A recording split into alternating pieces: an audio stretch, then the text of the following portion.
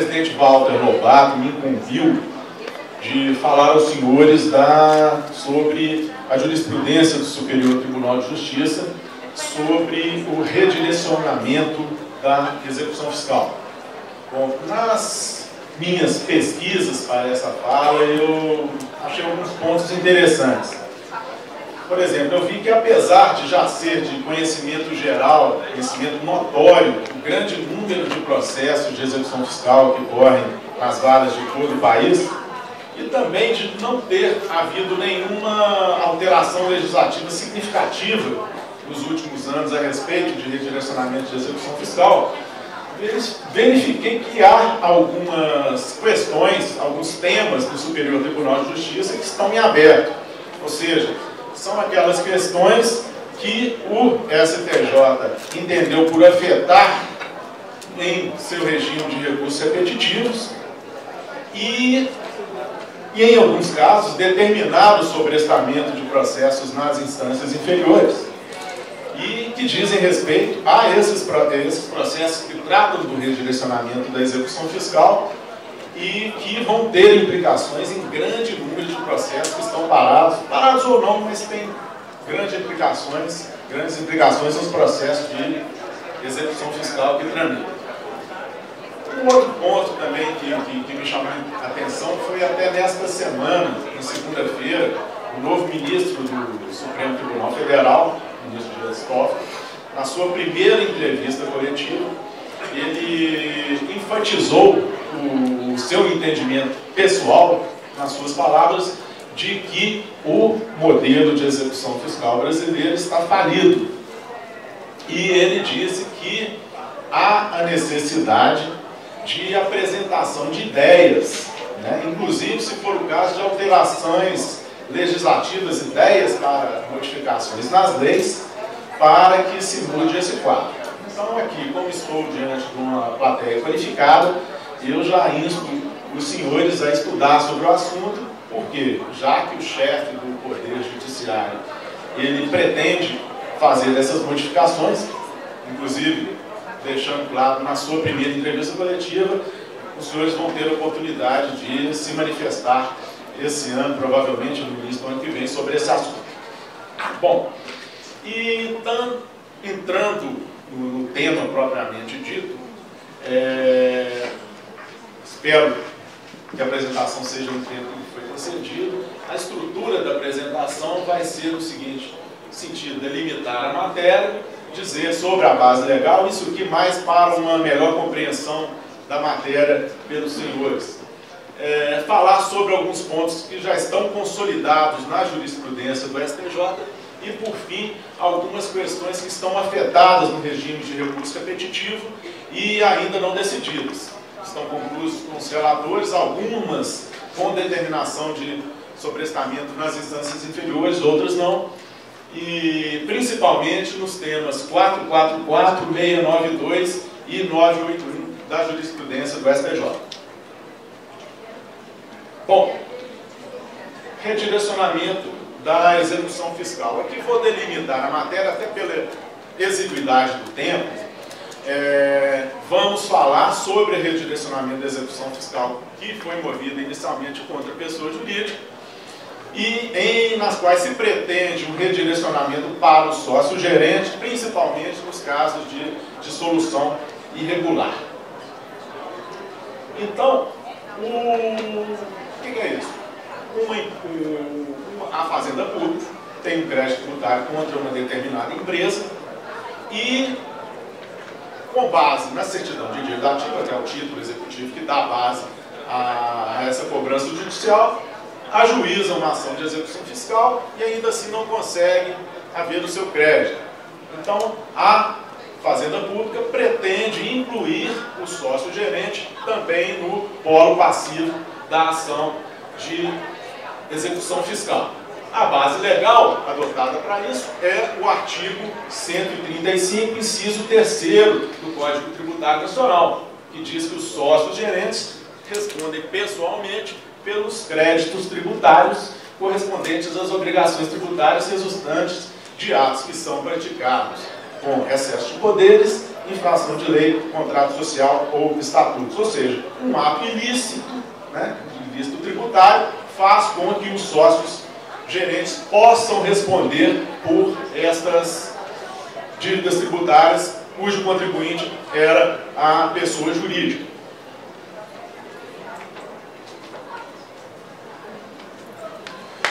E o principal caso é o caso da dissolução irregular. Né? Dissolução irregular, quando uma empresa vai fechar as suas portas, ela tem que cumprir com uma série de obrigações legais, burocráticas, inclusive com obtenção de certidões negativas e baixas na junta comercial.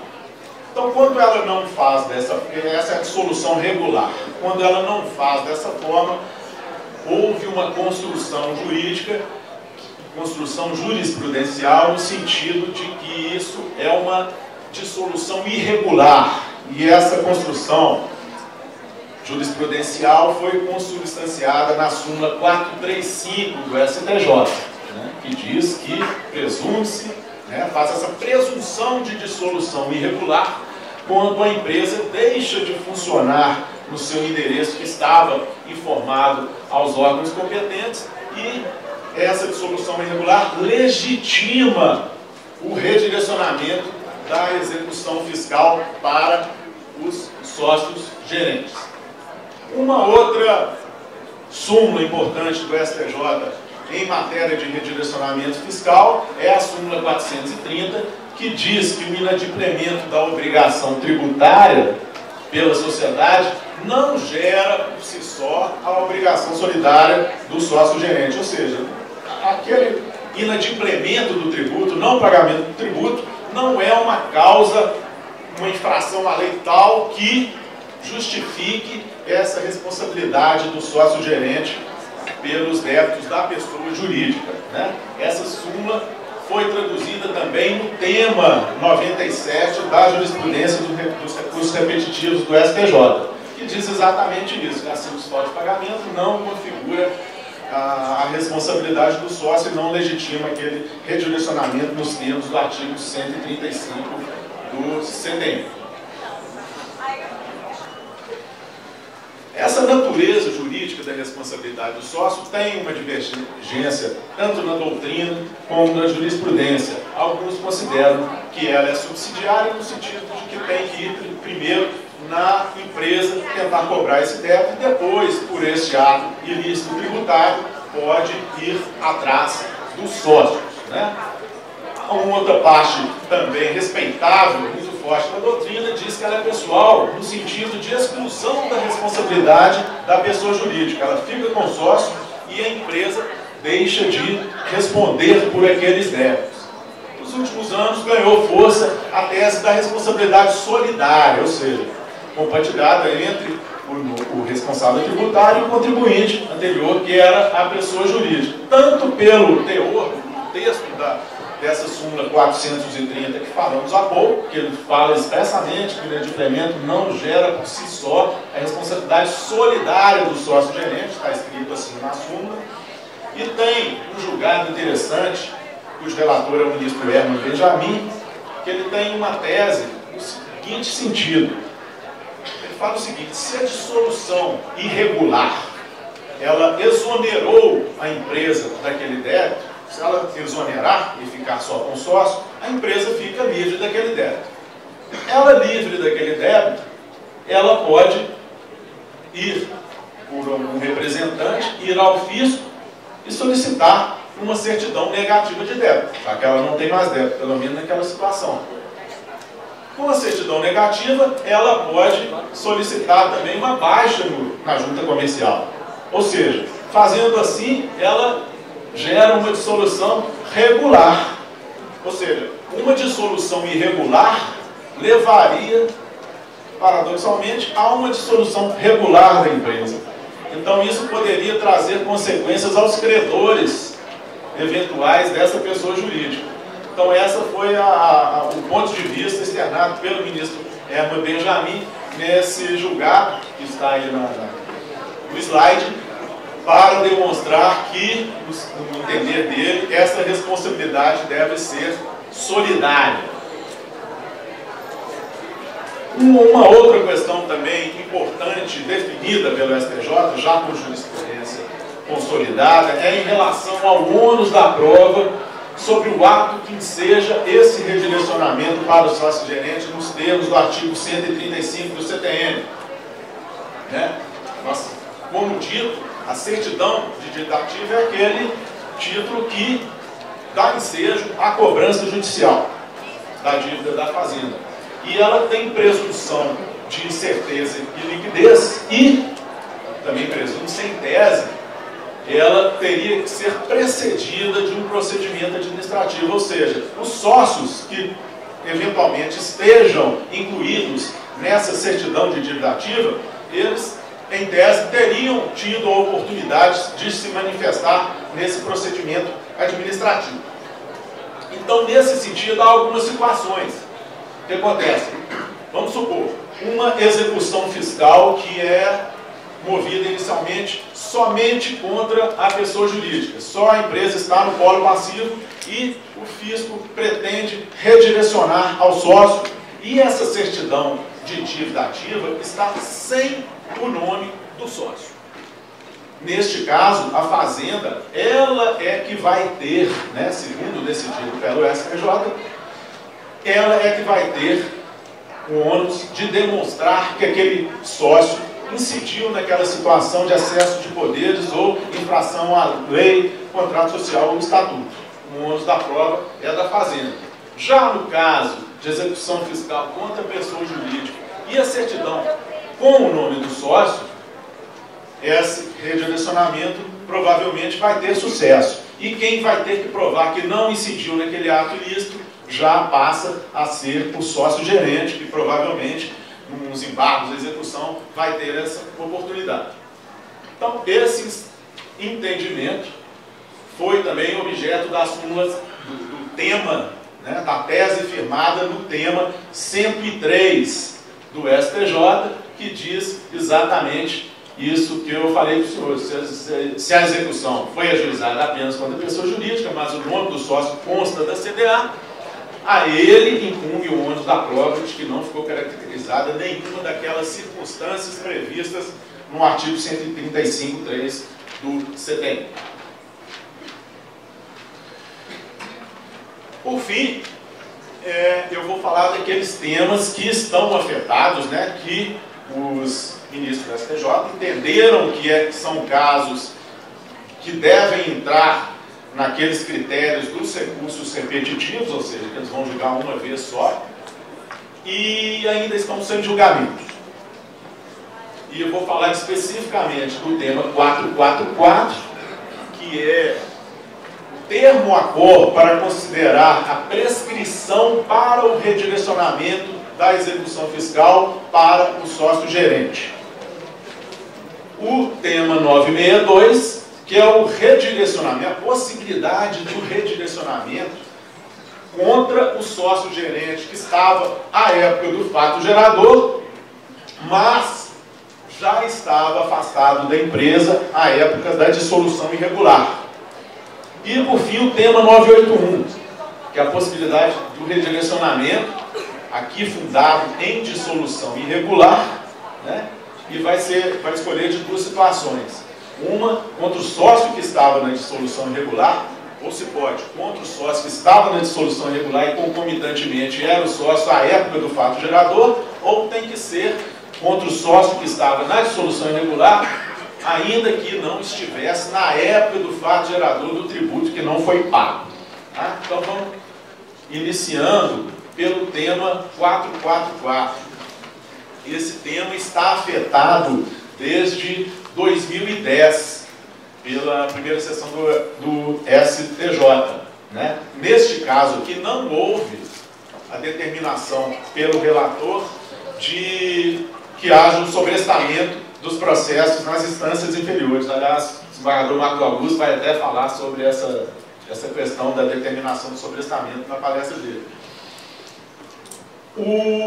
Então aqui discute-se o quê? O termo acordo do prazo de prescrição para esse redirecionamento para o sócio gerente. Se seria contado da citação da pessoa jurídica ou se seria contado da ciência por parte da Fazenda Pública de que houve essa dissolução irregular. Essas são as teses. Eu sei até que tem outras teses, de outros termos à cor, mas esses são os principais. Os argumentos de quem defende que essa contagem se dê a partir da citação da pessoa jurídica se fundam principalmente na segurança jurídica. Entendem que se esse prazo ficar aberto para a Fazenda dizer que daqui a alguns anos que ela ficou ciente dessa dissolução irregular, isso traria uma insegurança jurídica aos contribuintes, né? Diriam até que essa dívida poderia ficar imprescritível. Nesse caso, temos até que considerar aquelas hipóteses da prescrição intercorrente, da suspensão de prazo. Inclusive, é bom informar que semana passada teve um julgamento dos temas 566 a 571 no STJ, que tratam da prescrição intercorrente, mas eu vou me abster de falar deles aqui agora, porque a tese, segundo as informações que eu tive do STJ, houve grandes debates nessa discussão e os gabinetes ainda estão em processo de consolidação do que realmente foi julgado. Então não houve publicação. Eu sei que houve alguns sites de direito tributário até publicaram a tese que seria vencedora, mas como não há ainda, segundo informações, ainda não está fixada essa redação final, eu prefiro não entrar nesse detalhe. Voltando, tem a outra tese, que é a tese que se conta esse prazo a partir da ciência por parte da Fazenda Pública de que houve essa dissolução irregular. Ela se funda na teoria da accionata, ou seja, a Fazenda utiliza, além do artigo 174 do CTM, que trata da prescrição, ele combina esse artigo com o artigo 189 do Código Civil, que trata da accionata, que é o caso de que a pretensão nasce quando está violado o direito subjetivo. E a Fazenda entende que o direito subjetivo dela foi violado, ela só tem conhecimento dessa violação quando ela sabe que houve a dissolução irregular. O que ela argumenta? Vamos supor, ela ajuizou a ação de execução fiscal contra uma determinada empresa, aí no primeiro, segundo, terceiro ano, depois dessa citação da pessoa jurídica, a empresa está funcionando normalmente, ela está lá naquele local que ela indicou como é o lugar que ela funciona normalmente, então ela não tem nem como, não tem essa possibilidade de pedir o redirecionamento do sócio com base num ato lícito, até porque esse ato lícito não aconteceu. E por essa teoria de que a prescrição para redirecionamento ela começa da citação, ela, quando souber da dissolução irregular, vamos supor que ela saiba da dissolução irregular no quarto ano após a citação, ela perdeu esse prazo todo anterior. Então, essa prescrição pressupõe inércia. E nesse caso a Fazenda não teria sido inerte e não poderia ser punida por essa situação, né? E além disso, há também o argumento de que em 5 anos após essa citação, os sócios acabariam sendo imunes a qualquer redirecionamento da execução fiscal. Então, são esses os argumentos da Fazenda para defender essa tese, que já está concluso para o relator, parece até que é o ministro Herman Benjamin também no STJ. Bom, um outro tema em aberto ainda é o tema 962.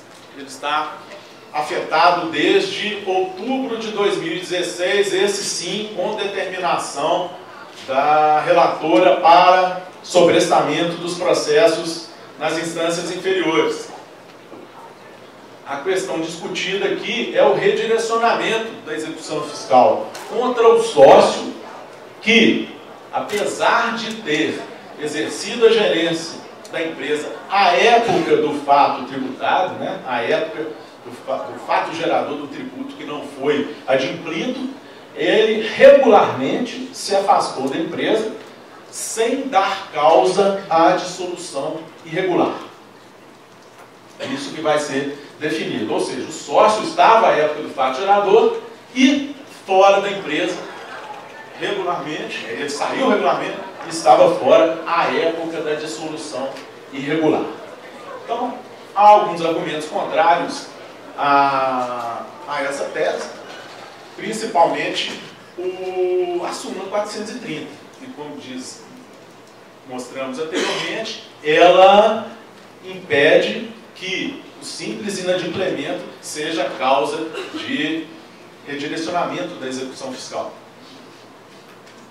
E há aqui, por parte daquele sócio que estava na época do inadimplemento, uma falta do ato ilícito, né? Aquele ato ilícito tributário que está lá no artigo 135 do CTN. Por fim, o meu tempo já foi avisado aqui no encerramento, o tema 981, que ele está afetado desde agosto de 2017. A questão discutida aqui é também o redirecionamento para o sócio, fundado também em dissolução irregular, e ele vai definir entre duas hipóteses.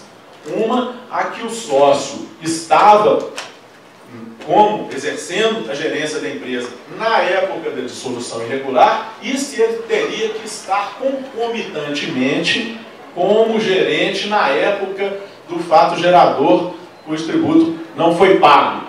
Ou então, se ele tem que estar na época da dissolução irregular como gerente e ainda que ele não estivesse como gerente na época do fato gerador do tributo inadimplido. Então, é a hipótese de dissolução irregular, ele necessariamente está na época da dissolução irregular desse sócio, e se ele tinha que ser concomitantemente o gerente na época do fato gerador ou não. Então, os argumentos da Fazenda são os seguintes.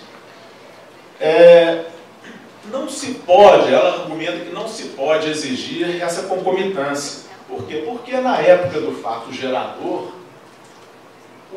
não houve ato ilícito. Nos termos da súmula 430 do CTN, ele simplesmente estava lá e não teve um pagamento do tributo. E isso não dá causa ao redirecionamento para o sócio. A causa é o ato ilícito, que seria a dissolução irregular. Então,